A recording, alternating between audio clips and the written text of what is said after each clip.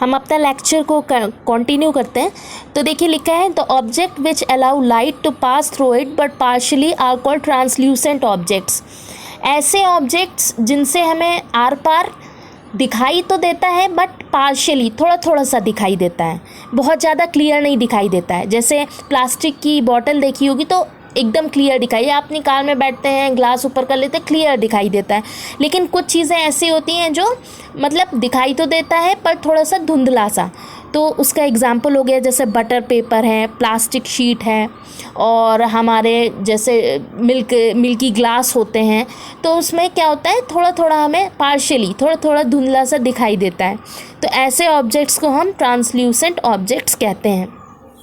ठीक है, अब हम बात करते हैं रिफ्लेक्शन की। जैसा कि हमने आपको बताया कि reflection is the phenomena in which light striking a surface changes its direction and is throne back into the same medium.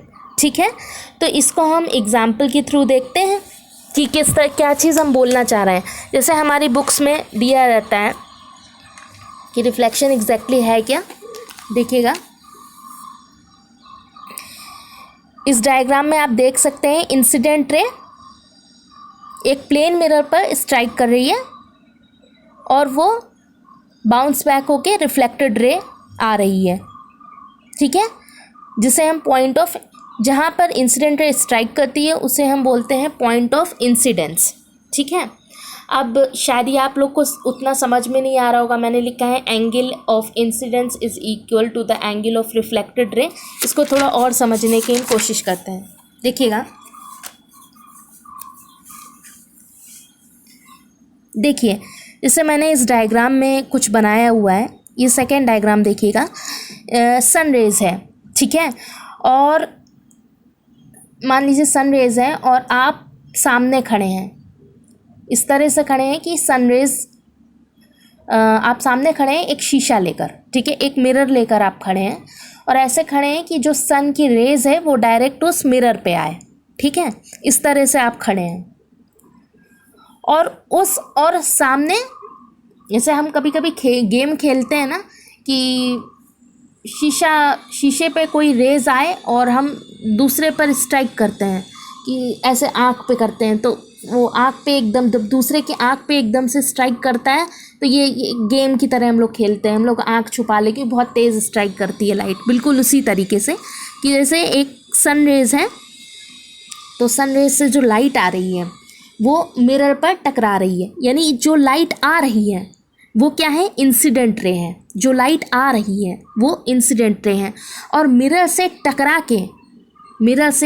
के जो आपकी आइस पर आ रही है वो हमारा रिफ्लेक्टेड रे है।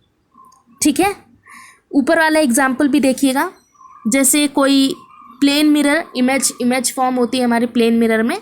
जैसे कोई कैंडल आपने रखी और वो उस कैंडल की इमेज एकदम आपके मिरर के ठीक सामने बनेगी, बिल्कुल साफ। ठीक है ना, तो वो जो कैंडल जो है जिससे लाइट निकली वो मिरर पे स्ट्राइक करी, मिरर पे स्ट्राइक करने के बाद बाउंस बैक हुई आपकी आइस पर। ठीक है, और आइस से आप उसकी इमेज देख रहे हैं मिरर के सामने। ठीक है, तो ये हमारा क्या हो गया, ये हमारा हो गया angle of reflection. What is reflection, exactly क्या है रिफ्लेक्शन।